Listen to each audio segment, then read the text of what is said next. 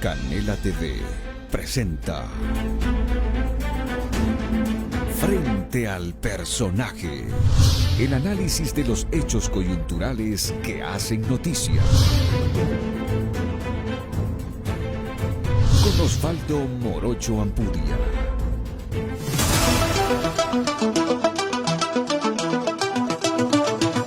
Amigos, bienvenidos a la programación de Frente al Personaje. En esta semana vamos a abordar un tema crucial, importante, de interés para la ciudadanía, para los trabajadores fundamentalmente, tomando en cuenta que en estos últimos días del año, así como ha ocurrido en años anteriores, en el Consejo Nacional del Trabajo y Salarios deben ponerse de acuerdo tanto los empleadores así como los trabajadores en torno a un incremento salarial que tiene que darse para el próximo año en torno pues, a la remuneración básica que se recibe.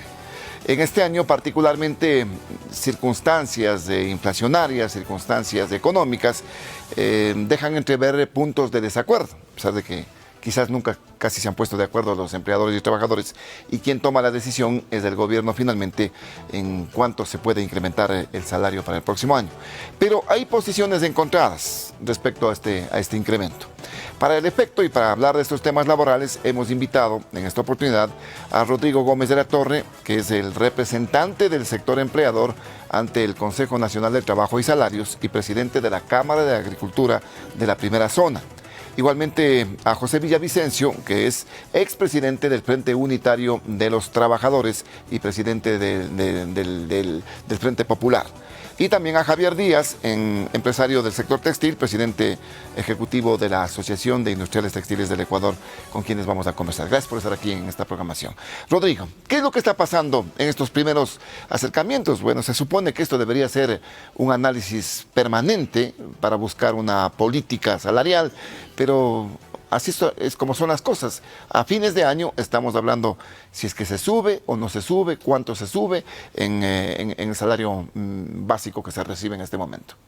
A ver, creo que es importante reconocer que el Consejo Nacional de Trabajo y Salarios a lo largo de este año se ha reunido varias veces con fin de buscar políticas laborales viables. Y lo que tú has planteado, no solamente hablar del interés de quienes tienen trabajo, sino el interés de la población en general, en donde más del 60% no tiene empleo. Y ahí por ahí deberíamos ir. El otro aspecto que demoró los diálogos, porque esto aquí debemos haber arrancado hace tiempo atrás, pero la agenda que se dio en octubre negro generó un desfase económico y un desfase de todo en el país, que ha generado muchos problemas, inclusive problemas de potenciales incrementos de cifras de desempleo, porque obviamente las actividades fueron paralizadas por más o menos 15 días. O sea, el subempleo está bordeando el 60% en este momento, ¿no? En el país. 62,5% ya. Exactamente. Entonces, una situación complicadísima. Es bastante complicado, y a esto vemos que las cifras económicas del Ecuador, inflación para el 2019 ya estamos bordeando a cero, e inclusive las previsiones de inflación proyectada, que es en base a lo que la norma legal dice que se debe calcular cualquier variación de salario, para el 2020 también fueron revisadas hacia abajo, y es preocupante. Dato que se revisó la semana anterior, proyección de crecimiento país, dicho no solamente por Banco Central, sino por la CEPAL, también se revisa hacia abajo.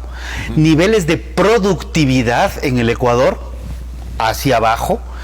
Entonces, y antes de que nos reunamos, en este marco sale un estudio de una firma internacional en que plantea varios aspectos. Hace una evaluación de canasta básica familiar versus ingreso familiar, y no hay que confundir el salario básico con la canasta básica familiar, que son dos cosas distintas. Hace referencia precisamente al crecimiento, hace referencia a productividad, hace referencia a inflación. ¿Quién hizo este estudio? Estudio es de Deloitte. Pero este estudio, más allá de un análisis de cifras, también hace un análisis de la problemática laboral, en donde nos plantea, y traje esta hojita porque nos plantea algo muy interesante, porque nos dice 15 trabajos que hace 15 años no existían. Y tenemos trabajos como Social Media Manager. Este es el Community Manager que maneja las redes sociales. Exactamente. Asistente virtual, desarrollador evangelista, trabajos relacionados con inteligencia artificial. Son trabajos que se ven, que son producto de la evolución de las tecnologías de la información, son producto de la evolución de la sociedad. Porque cuando se elaboró el código vigente en el año 38, este código refleja, y en su momento reflejaba, la problemática laboral de finales del siglo XIX. Entonces sí tenemos que pensar seriamente en una reestructura. Y en una reforma, dices tú, también en lo que ya significa. No creo que es reforma, es el una código. reestructura completa del código, pero más allá del código. Tenemos que pensar en cómo realmente se están dando las actividades. Exactamente, pero eso tenemos que trabajarlo a la par. Pero en este momento, ¿qué es lo que pasa con el tema salarial?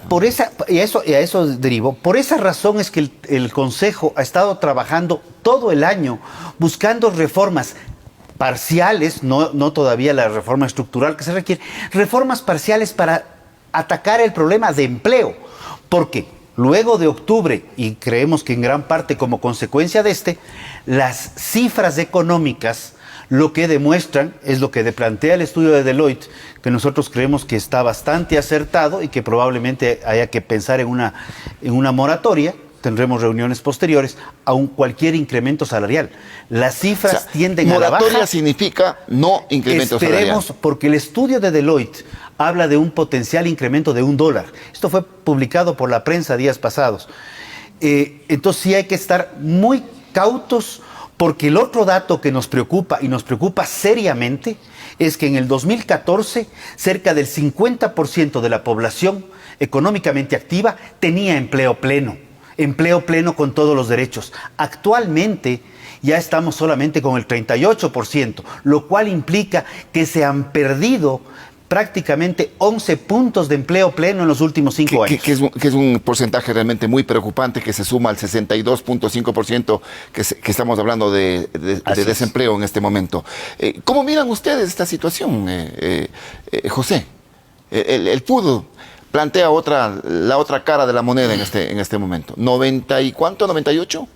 ¿$98 de incremento? Primero nos complace poder compartir este panel con Javier, Rodrigo, en el marco de poder hacer algunos análisis.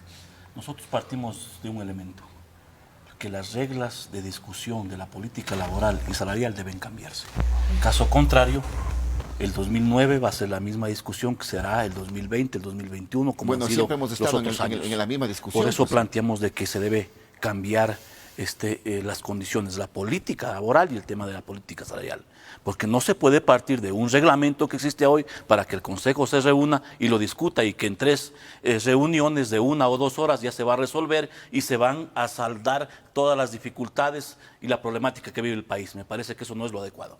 Por eso nosotros hemos planteado que la discusión de la política laboral y salarial debe ser permanente. Lamentablemente eso no existe en el país. Es que no hay esa política que se... Pero pasa por la decisión política que deben implementar los gobiernos de turno.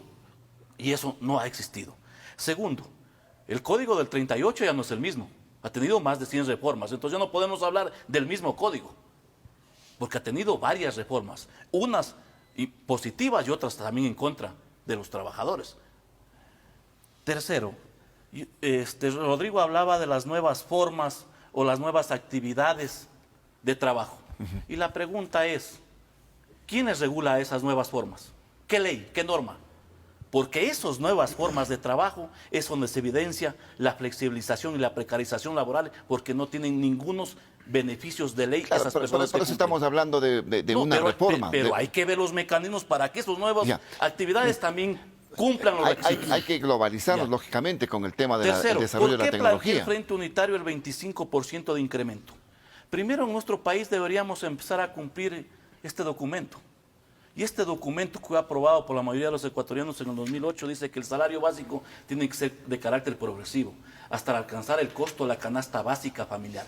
La Constitución no habla de perceptores, la Constitución no habla de cuántos integran la familia, sino habla de que vaya alcanzar el costo de la canasta básica familiar para que el trabajador y su familia pueda vivir dignamente. ¿Qué pasa en la actualidad? Tenemos un salario de $394 y el costo de la canasta básica que bordea los $725 y en otras ciudades se sobrepasa ese valor como Manta, Azuay y Cuenca y Loja, que son ciudades más caras. Entonces, empecemos a cumplir la Constitución. Y en esa línea es de que nosotros hemos planteado el 25%. ¿Qué requerimos ahora? Es evidente que la situación económica es crítica. Y es crítica no por culpa de los trabajadores y del pueblo ecuatoriano, es crítica por la decisión y el camino que ha tomado el gobierno de ir a cumplir las órdenes del Fondo Monetario Internacional. Y entonces estamos viendo hoy las consecuencias. Una situación crítica que le da esta situación de no poder subir los salarios en la proporción que se está planteando. Pues. El tema es de que si no se corrige la política económica en el país, si no se fortalece la economía en el país, no podemos hablar de generación de empleo. Pero ¿cómo van a fortalecer? ¿Cómo lo van a hacer? ¿Por qué plantea el FUD el 25%? Se ha perdido el poder adquisitivo de un 50% 2016-2019. Entonces, ¿cómo planteamos mejorar la producción si es que el ser humano, la persona, no tiene circulante para generar demanda? Por ente, si hay demanda y producción, no hay quien compre la producción. No hay quien compre. El trabajador, lo mismo que produce en la actualidad, no puede consumir porque no tiene ingresos. Y por eso es de que es necesario recuperar ese poder adquisitivo a la persona, a la gente. Y por eso el FUD plantea un 25% para recuperar de ese 50% que se ha perdido, por lo menos un 25%. En tiempos de crisis hay que establecer una política de ingresos digna, justa, para recuperar el tema de la economía y el mismo empleo. Tomemos el ejemplo de Portugal.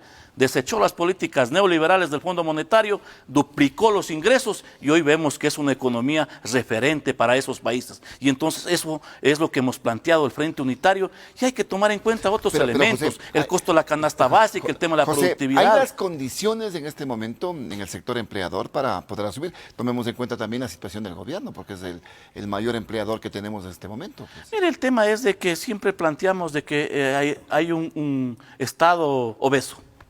Y entonces no queremos un Estado eficiente o un Estado chico, queremos un Estado esqueleto. Entonces por eso es que se sigue la política de vender o entregar al sector privado CNT, Sopladora, Banco del Pacífico. Entonces queremos un Estado esqueleto. ¿Con qué objetivo? Para seguir despidiendo a trabajadores. Y entonces no puede seguir el gobierno con lo mismo. Octubre para los trabajadores del pueblo, un mes de lucha, no un mes negro. Y que las condiciones que se dieron en el país no ha sido culpa del pueblo, ha sido culpa de quienes han implementado esa política neoliberal. ¿Cómo mira el sector empresarial toda esta situación, esta posibilidad de incremento salarial? ¿Hay factibilidad de subir el salario o no? ¿Qué dice el sector privado en este caso, Javier? Primero, muchísimas gracias por la invitación. Un gusto estar con José, con Rodrigo en esta mesa, compartirla. Creo que es bueno, hay ciertos conceptos que ya se han establecido en la mesa y creo que es bueno de alguna forma contrastarlos. Por ejemplo, yo creo que hay que decir con claridad que el gran problema que tenemos es que la gente no tiene empleo. Eso es lo que le impide tener capacidad de consumo, eso es lo que le quita opciones de salir y adquirir productos y eso es lo que hace que tengamos en este momento una situación crítica. No es verdad decir que la gente ha perdido capacidad, que el trabajador ha perdido capacidad adquisitiva, eso es falso. El trabajador tiene ingresos y hoy por hoy tenemos menor inflación, entonces hay más poder adquisitivo. Pero el básico es suficiente. Veamos que hay una brecha gigantesca entre el salario básico y la canasta básica. Yo creo que es importante dejar muy claro una cosa. En los hogares ecuatorianos los ingresos no son solamente de una persona. En la gran mayoría de hogares hay por lo menos dos personas que generan ingresos. O sea, por lo menos dos personas que están contribuyendo. Sí. El problema a la es que economía del hogar. el problema obviamente es que no tienen empleo estable. Ahí está el gran problema. Pero realmente en este momento tenemos claro que el ingreso de un hogar supera lo que es el salario básico. El salario básico es solamente un referente. El salario básico no es el ingreso real de una persona, porque hay muchos otros componentes de la remuneración. No nos olvidemos que tenemos el 13º, el 14º, tenemos... Bueno, aquellos que tienen empleo pleno. Por supuesto. Justamente ese es el gran problema. Que ya son poquitos, de acuerdo al porcentaje que decía Rodrigo. Son 38 de cada 100 ecuatorianos los que están en esa situación de privilegio. Entonces tenemos que pensar en el que no lo tiene. Cuando hablamos de estas políticas salariales, estamos hablando solo de esos 38 de cada 100. No estamos hablando del resto. El resto no tiene voz. Lastimosamente es así. ¿Y qué es lo que está pasando en este momento? Tenemos una situación crítica. Yo voy a mencionar por lo menos la parte del sector textil y confección, pero que es similar en la manufactura. Las cifras no mienten. Las ventas del sector textil y confección a agosto de 2019, comparado con agosto del 2018, estaban 20% por debajo. Luego llega octubre, el peor mes que podíamos tener en todo sentido. Un mes desastroso porque el país se dividió, destruimos mucho de nuestro país, de la sociedad, y aparte los negocios se vinieron abajo. Las fábricas no pudieron producir ni vender. Eso se va a sentir. Digamos que noviembre y diciembre siempre son temporadas pico, llega la Navidad, son temporadas pico. Pero el año lo vamos a cerrar, ¿cuánto? ¿10% por debajo? ¿12% por debajo? Claro, eso es terrible. Es que el nivel de desempleo es gigantesco en este momento. Es que es imposible generar empleo así. 62.5% que ha sido ya señalado, ¿dónde compra la gente? Correcto. Por entonces, eso no es factible lo que dice José Villavicencio respecto a incrementar salarios para que se reactive esa rueda de productividad. El problema es sencillo. El momento que no se entiende la situación o el comportamiento de la economía, cuando no se entiende cómo funciona la oferta y la demanda, cuando no se entiende lo que es producir, cuando no se entiende lo que es pagar una nómina todos los meses, cuando no se entiende lo que es pagar a los proveedores, cuando no se entiende lo que es pagar los intereses al banco, cuando no se entiende eso, es muy fácil proponer incrementar cualquier valor. Yo diría incluso, bueno, si la idea en teoría es mejorar la capacidad adquisitiva, propongan más, pues. ¿Por qué 25?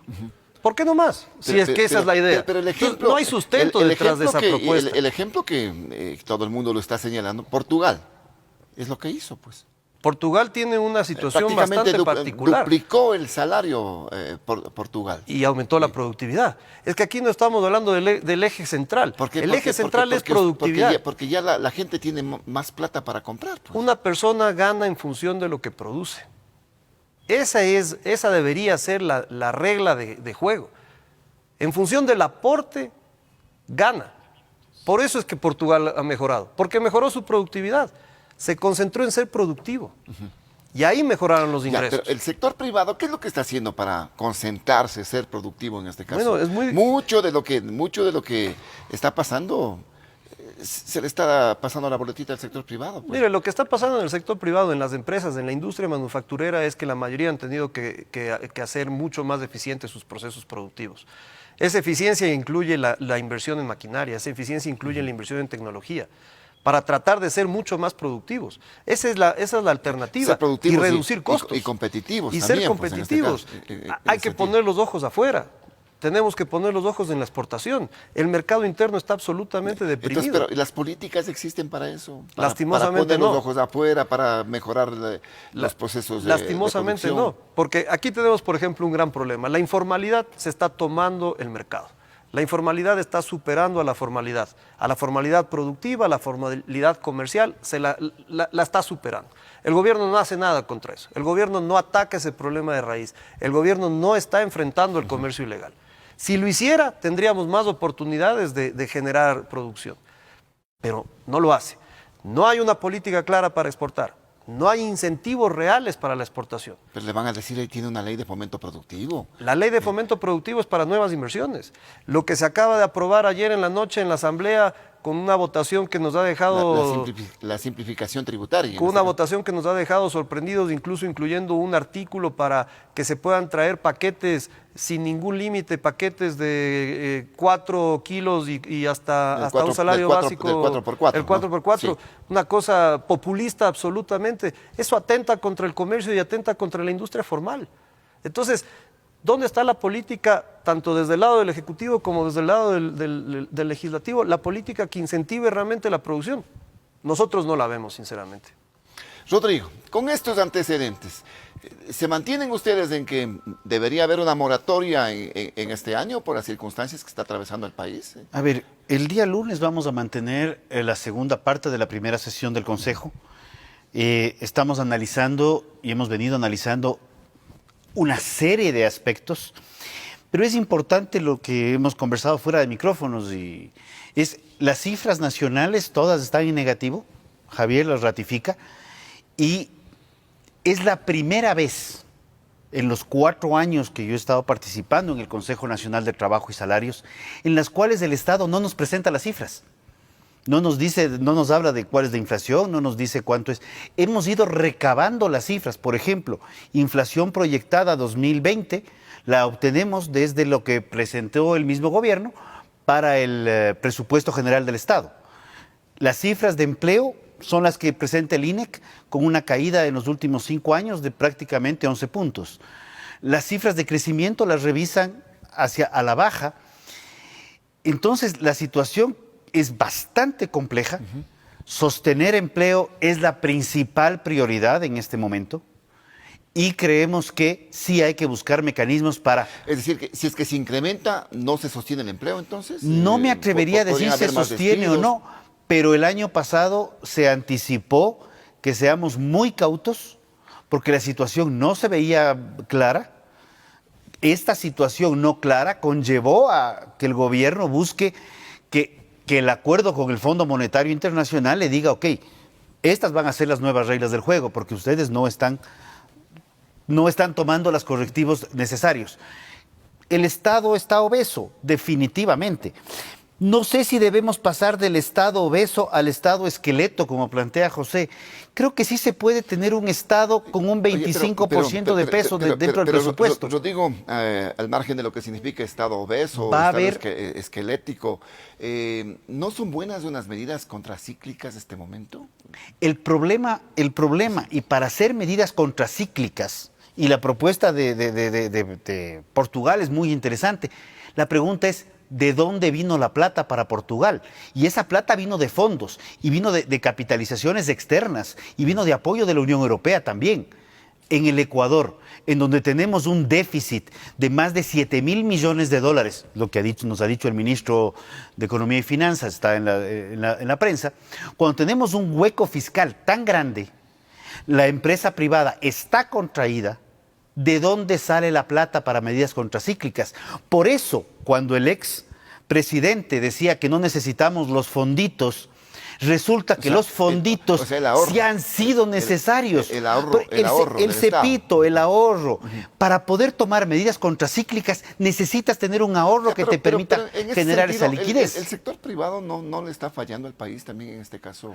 Yo creo que hay un sector privado que le está... en su momento tenía que entrar, pues, el sector privado... a asumir esta situación de la reactivación económica del país. El sector privado... no le falla al país, el sector privado pide reglas claras y estables. Estamos con la cuarta... Están las reglas claras. Y estables. Estamos con la cuarta reforma tributaria. Cuarta reforma tributaria en estos 3 años. Necesitamos destrabar la economía. Lo que acaba de plantear Javier sobre las medidas que se adoptaron ayer, y coincido plenamente, la informalidad está matando a la economía formal. Y quien genera empleo pleno es la economía formal. Porque el empleo informal, ese es el que tenemos en todas las calles, en las veredas, en las esquinas. Ese no necesitamos. Pero eso es producto del desempleo. Pues, ese es producto de una serie de cosas. Exactamente. Y en algunas ocasiones, cuando hemos hablado del contrabando... Movilidad humana, no, pero también hay temas importantes. Y voy a tomar un ejemplo. Cuando hablamos de tabacos, ok, que si a la gente es bueno o malo fumar, es un tema de cada uno, pero... tú tienes el 60 y pico por ciento del valor de la cajetilla de tabaco es de impuestos. Si tú le quitaras esos impuestos al tabaco, no tendrías el mercado informal de tabacos que está aquí y tendrías una tabacalera que existe en el Ecuador que podría estar generando más empleo en lugar de estar achicando el tamaño. Pero también generando más cáncer de pulmón, una serie de hechos. Ese es un ejemplo. Mientras más impuestos subes al sector productivo, más costo le pones a la población.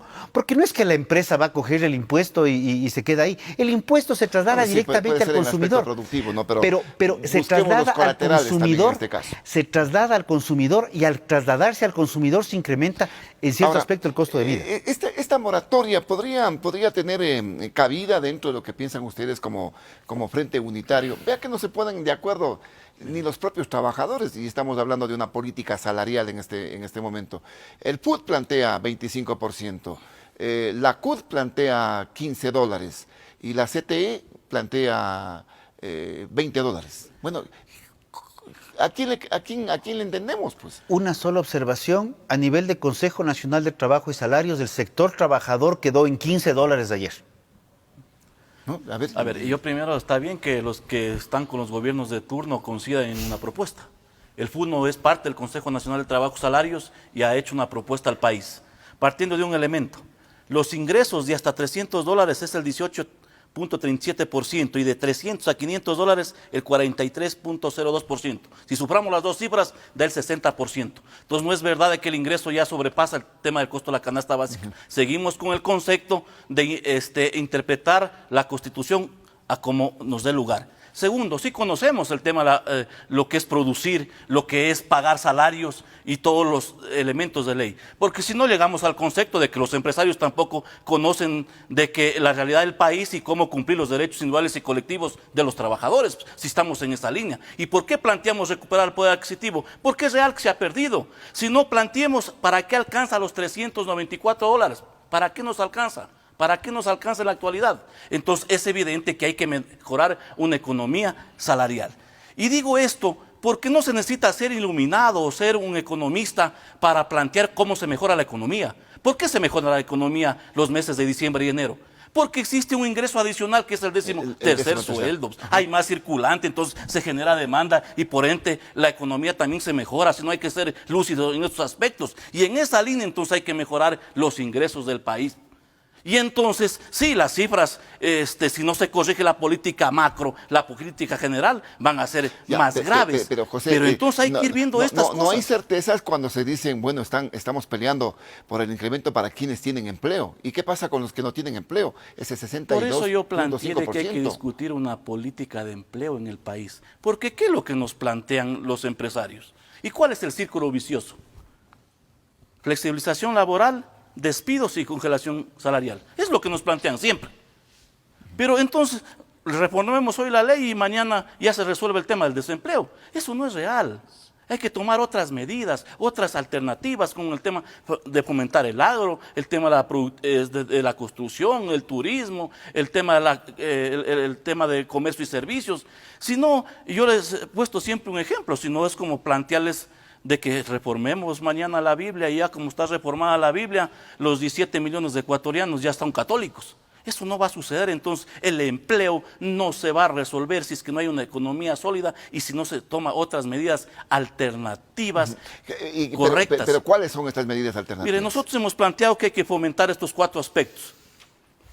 Agro, turismo, construcción y el tema de comercio y servicios, que tiene que estar acompañada a que la persona pueda acceder a créditos a largo y mediano plazo a bajos intereses. Eso lo hemos venido planteando. Porque hay un elemento. Ese es uno de los factores fundamentales, el crédito. ¿Qué se nos plantea ahora?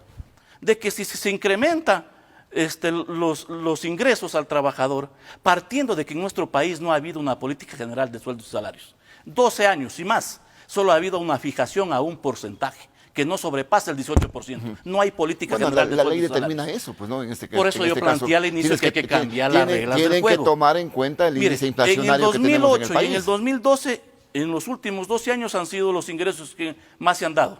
2008, $30 y 2012, $26. Y nos dijeron que las empresas iban a cerrar, que iban a haber más despidos. Revisemos las cifras. ¿Qué pasó? ¿Qué pasó?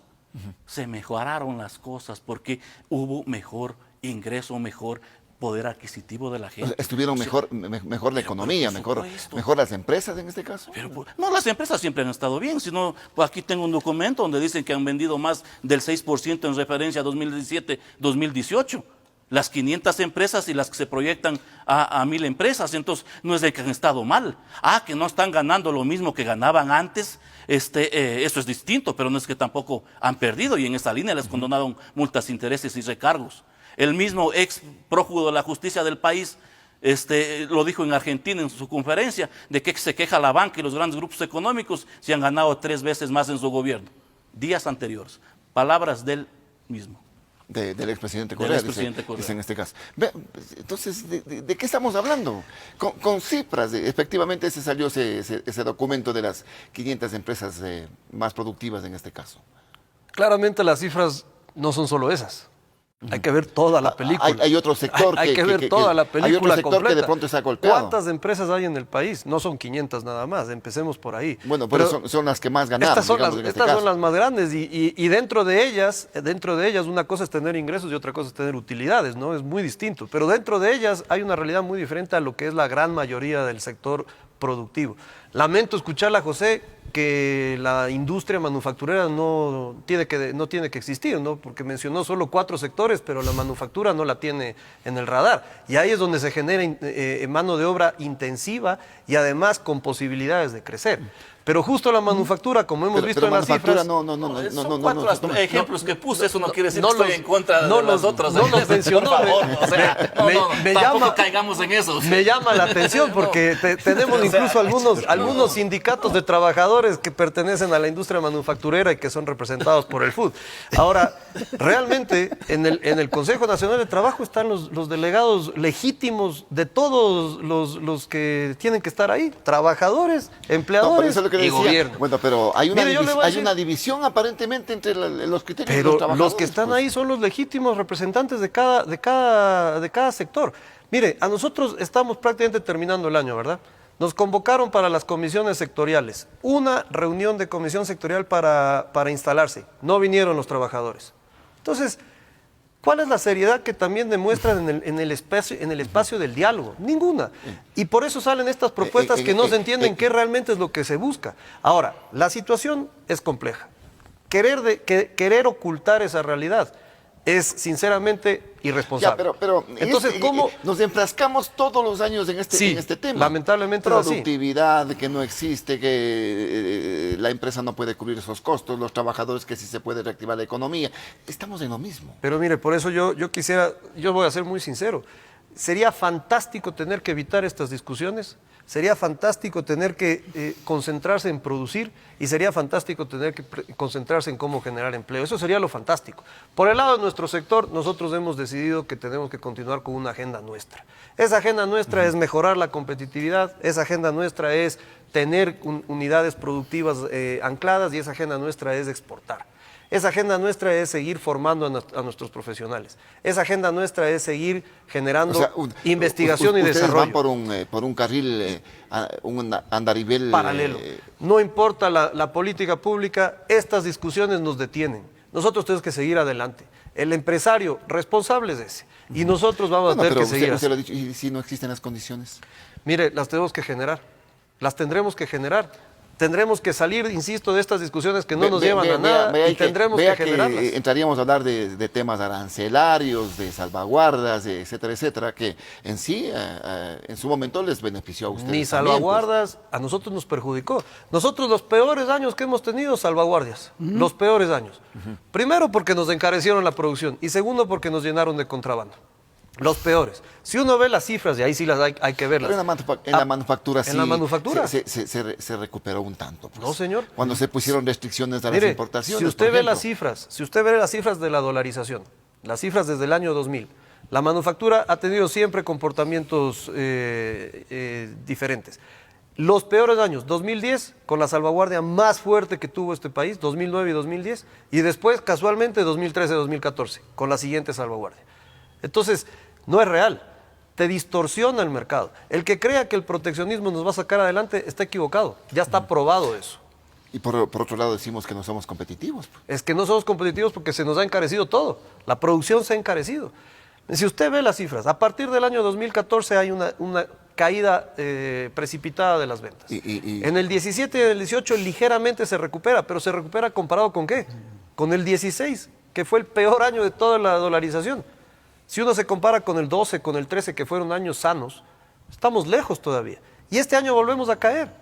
Entonces, ¿de qué recuperación nos hablan? Hay mucha situación. Ninguna. El contrabando y todo eso, ¿no? Así es, se implica. el comercio ilegal. Me toca irme a un paréntesis para volver en la segunda parte de la programación. Estos acuerdos, desacuerdos, las coincidencias y lo que podría ser también una reforma al Código del Trabajo. A ver qué es lo que puede pasar en la segunda parte. Volvemos.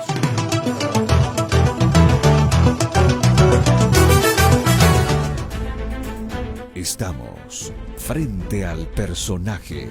Ya regresamos. Estamos frente al personaje.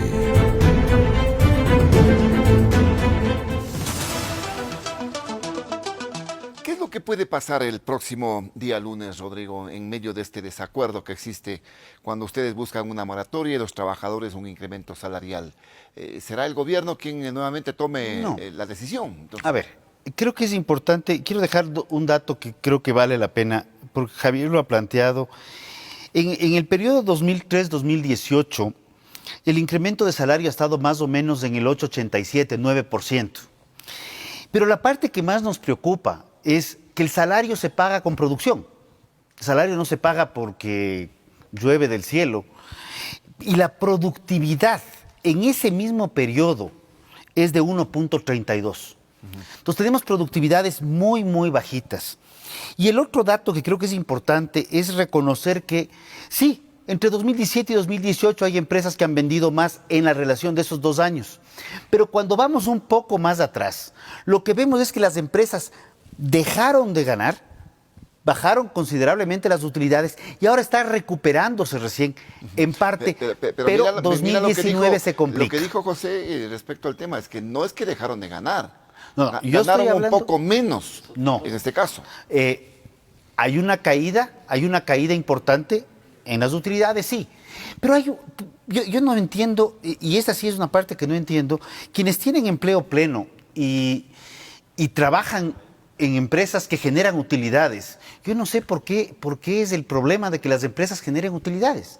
Porque si las empresas generan utilidades, por supuesto, curiosamente, los trabajadores tienen un beneficio del 15% de las utilidades. Y cuando a la empresa le va mal, resulta que los trabajadores reciben su sueldo completo.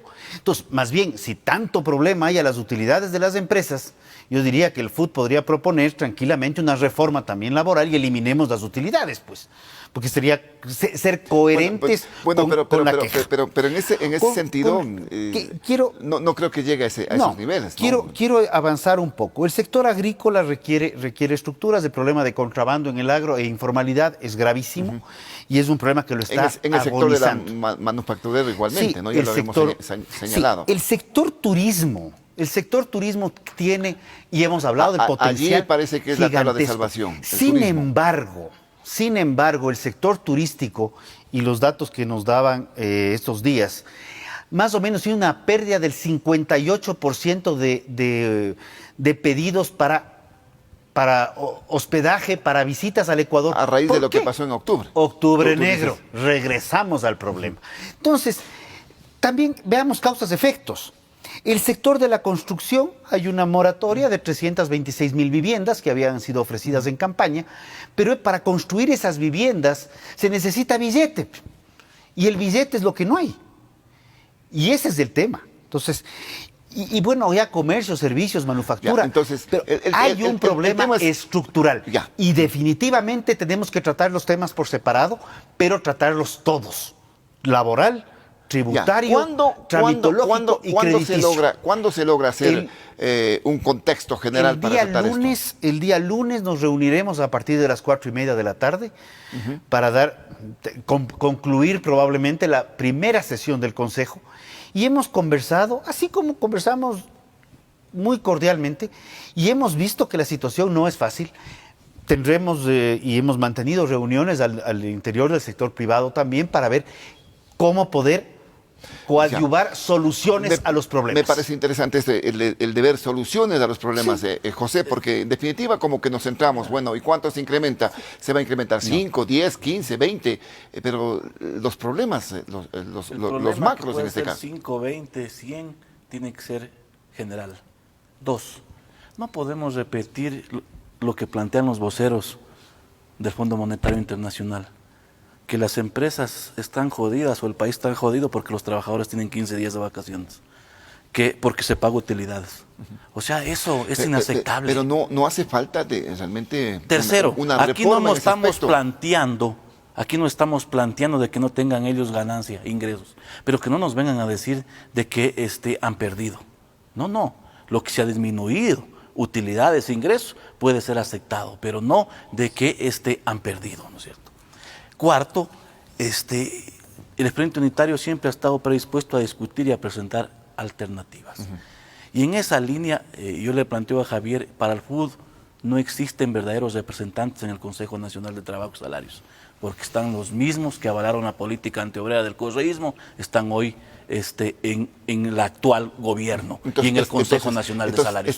Por eso yo inicié que hay que cambiar las reglas. Están divididos. No, están a quienes les pusieron. ¿Quién hizo la CUD?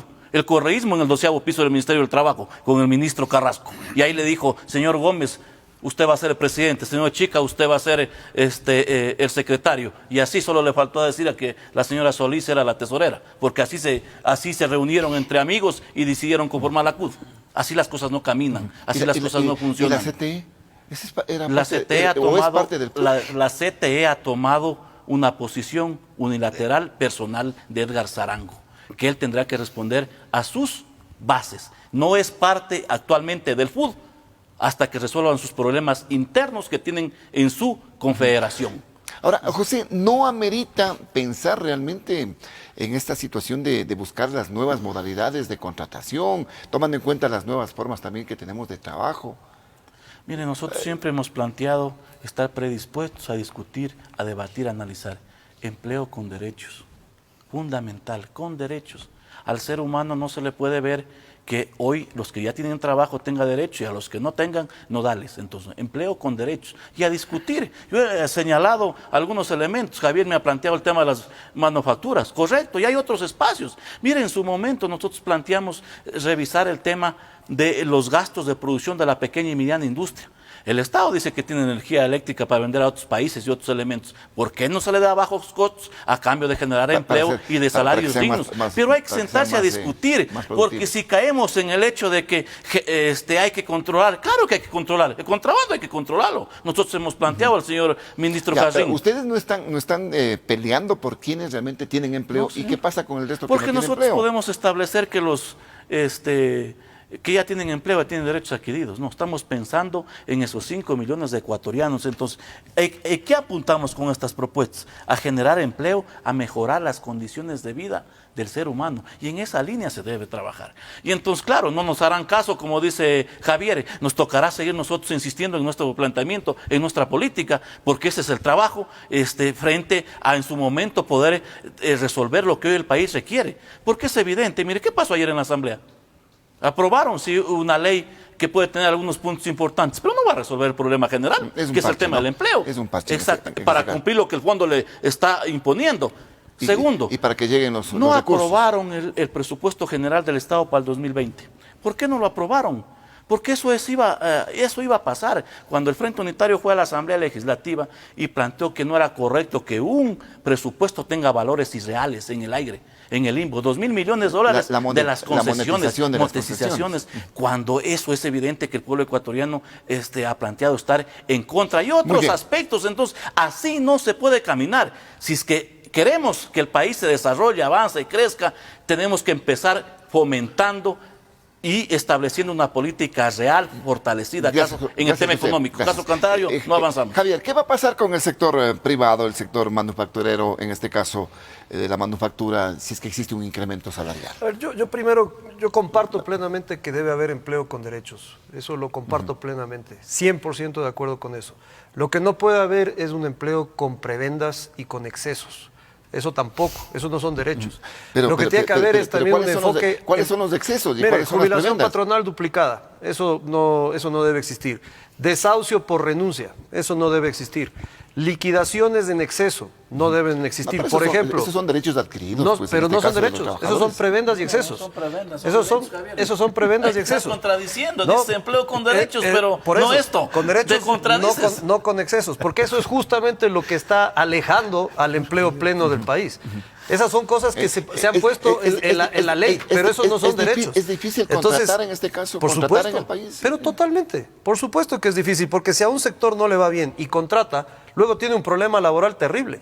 Ahora, aquí se han mencionado algunos sectores, y bueno, José ya incluyó la manufactura, pero Para poder reactivar y para poder tener una economía sana y poder pensar en generar empleo y poder pensar en mejorar los ingresos, tenemos que ver la realidad. Comercio, uno de los principales empleadores.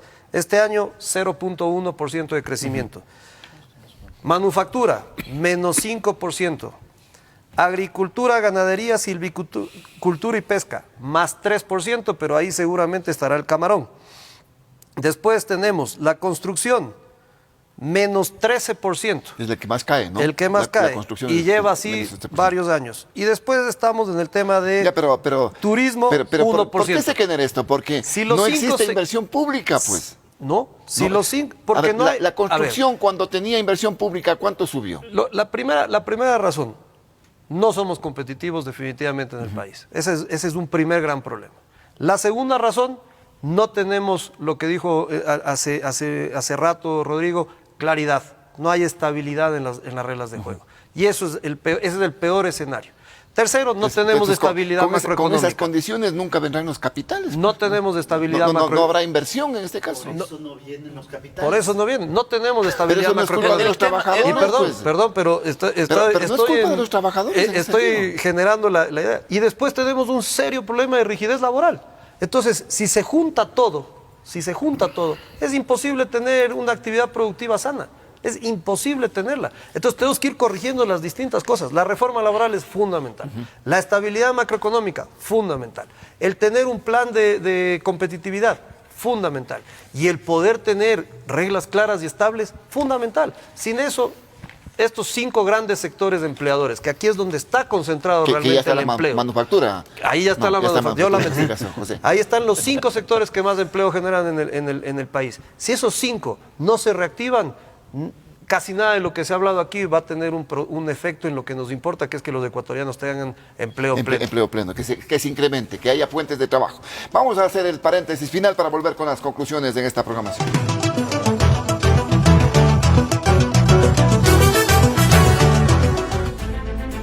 Estamos frente al personaje. Ya regresamos. Estamos frente al personaje.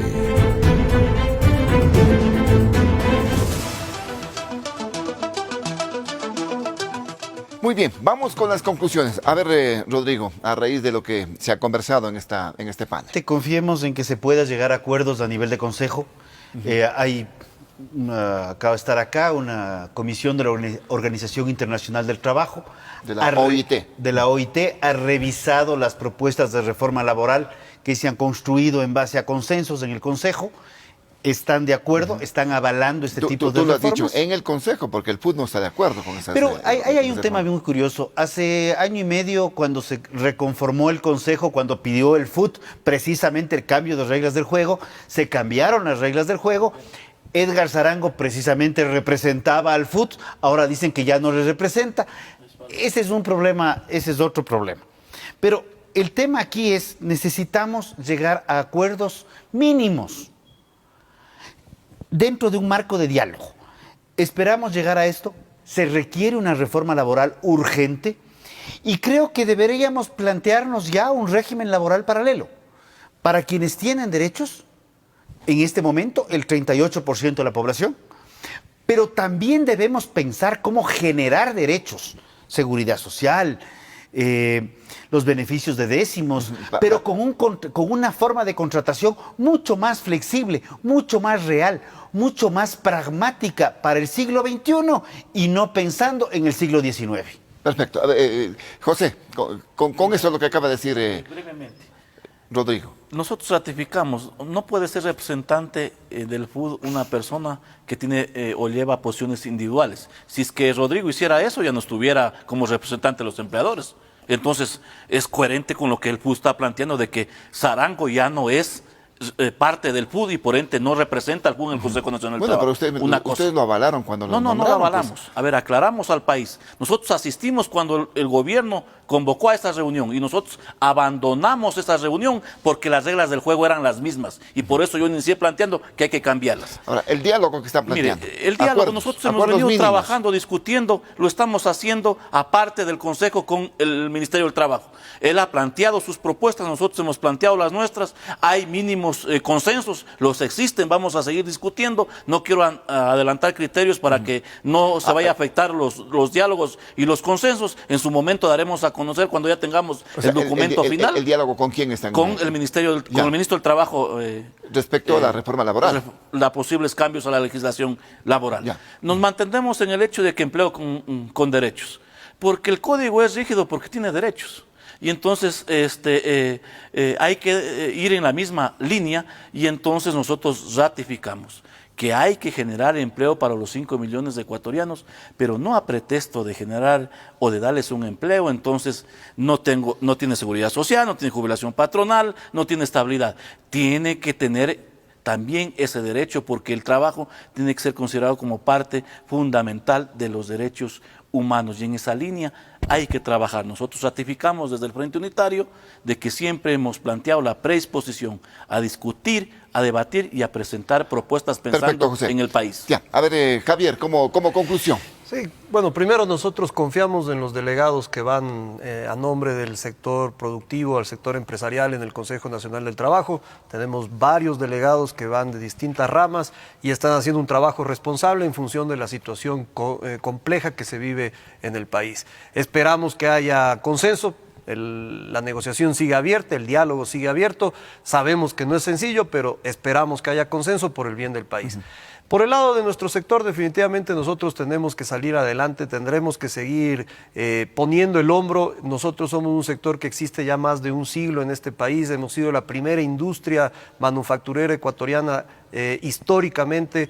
Hoy, venida menos, eso no lo voy a negar, sí, hemos tenido muchos problemas desde el año 2013-2014, pero nosotros seguimos confiando en el Ecuador, seguiremos generando empleo en la medida de las posibilidades de las compañías, tenemos que implementar nuestra agenda sectorial, lo vamos a hacer, no vamos a depender de política pública para ello. ¿Un incremento lo asumirán? Como lo hemos hecho siempre, es un problema, hay que decirlo, es un problema. El año 2019, para que José lo lleve a las discusiones internas que tiene en el FUT, solo en el sector textil se perdieron 4.000 empleos plenos. En este año. En este año, 4.000 empleos plenos, o sea que las empresas sí se han reducido y sí se han cerrado. Sí están afectadas por la crisis. Sí están afectadas, no es que pueden seguir pagando lo que sea, pero nosotros seguiremos asumirán aunque sea un dolarito que quieren subir. La ley es la ley, nosotros cumplimos la ley, hasta que no se cambien las reglas nos sometemos a esa legislación. José ha dicho muchas veces, hay que cambiar las reglas. Bueno, cuando se cambien nos someteremos a las nuevas reglas. Hoy hay que someterse a las actuales y las actuales dicen que si no hay acuerdo, el incremento debe basarse en la inflación proyectada. Ni más ni menos. Perfecto. Javier, muchísimas gracias. Gracias, Rodrigo, y gracias, José, también por ser partícipes de esta mesa en la que hemos conversado, en las que se han puesto puntos importantes relacionados con lo que significa, en este caso, la productividad en el país relacionada con el trabajo. Lo que se necesita es reactivación para que se genere trabajo formal, trabajo que asegure, lógicamente, los ingresos a los ecuatorianos. Y eso es lo que no hay en este momento. Ojalá que los diálogos y los acuerdos nos perfilen a ese camino. Volveremos la próxima semana con nuevos invitados y un nuevo tema este fin de semana. Que los disfruten. Felicidades.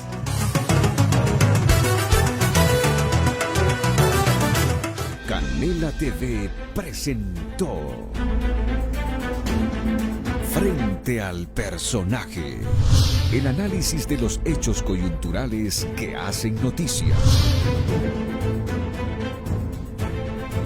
Con Osvaldo Morocho Ampudia.